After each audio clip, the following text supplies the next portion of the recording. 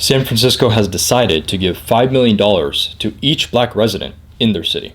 Now, the city council, the board, who has come up with this $5 million amount, they've admitted that this is an arbitrary number. They haven't used any type of specific equation or calculation to come up with this number, but they're determining that this is the best appropriate number to give to their black residents specifically, not anyone else in San Francisco, and that will solve the problem for their historical disadvantages that they've experienced. Now, if we evaluate the situation at the surface, a lot of people say, oh, this is great, people are getting the reparations, this is justified. But if you dig deeper, this really makes absolutely no sense. First, you're taking a city who has a ton of severe problems. They were once a great city, but a lot of people are leaving these liberal cities, leaving these liberal states. You had California, who had $100 billion surplus at one time, I believe, most recently in the past few years, and now they're at a $25 billion deficit. For the first time in over 150 years, you have places like New York and California where more people are leaving than coming in. So these cities, these states do not have the proper political policy. They're getting people are getting taxed heavily. There's a lot of crime. I believe San Francisco even has a poop department to clean up feces on the street. They have a huge homeless problem where you have a homeless board, I believe, in a lot of these major cities, if not the whole of California, where they're trying to solve homelessness, but they're incentivized to not solve homelessness because they're getting paid over six figures to solve homelessness. So they want that crisis to continue, so they keep getting paid. They have their job.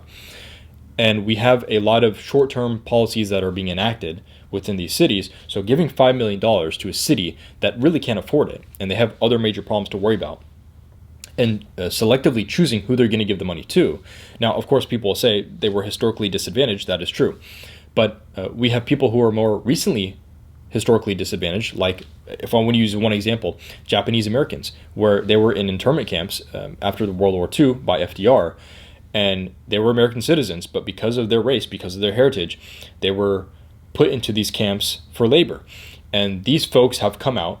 Okay, it's not just Japanese Americans, but a lot of different types of Asians.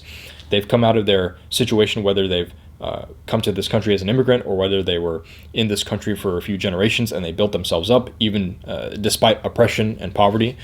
And they're now some of the top income earners ever historically in this nation. So we have to look at more so culture and work ethic and how people bring themselves out of a certain environment, and they don't get in trouble with the law. They don't have kids out of wedlock, or they don't have kids when they're not financially stable. That's a better way to put it.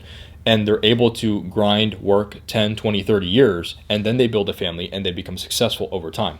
They live a decent life. They're not involving themselves in a bunch of negligent issues, and they don't complain. Of course, they get harassed, they feel racism, but they strive through it. America is one of the least racist nations out of all the other nations in the world. So in all these other nations, they're largely homogenous. So if you look at Japan, for example, they're homogenous. And because they're homogenous, people look at each other as we are like each other. And therefore, over time, when you have a certain culture, you don't really get as much crime. The crime rate is pretty low in Japan. They do have a crime statistic, but it's lower because it's more homogenous of a culture. And people see each other as themselves. People see each other as the same values, same culture. Here in America, we have different backgrounds of all types of people, different belief systems, and that's fine. That's what America is supposed to be. The problem is people are not adopting the American value system. That's what is supposed to unite everyone. When you care about individual rights, when you care about economic prosperity, when you care about business, when you care about just anything that has made America prosperous in the past few hundred years compared to any other nation in the world. Law and order is a big one. And we are seeing that people want to be victims because it's easier to depend on government for a paycheck. And then you have the local politicians who want to get reelected because they love being in power and they know that they're not going to be held accountable. So they will give out freebies from money that is not theirs. The money is coming from taxpayers, and they'll give the money out, and they know that these people within a certain culture are not financially literate and they're not being taught any financial literacy, and they're over time going to lose the money. They're not being taught how to budget or manage money. And then you have the taxpayers who are giving all this money in this city, in these cities in the Bay Area, because they work at these different tech companies, and they're seeing that their money is going towards people, specific groups of people, but not them. So it's not going, it'd be different if it's going back into the community for everyone, infrastructure, education, things of that nature. But their money is being portioned out and given to a specific group of people. and it's perpetuating the same type of problem. And so a lot of these people are leaving because they're seeing that their money is not going to good use. A lot of times people are not intelligent with political situations, political policy, fiscal policy. They just see what's happening in their community.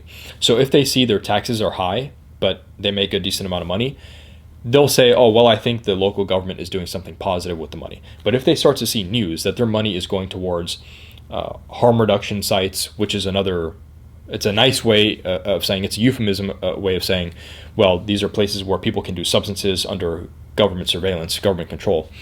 A lot of people are going to be thinking, this is not where I want my money to go. And they're going to vote with their feet.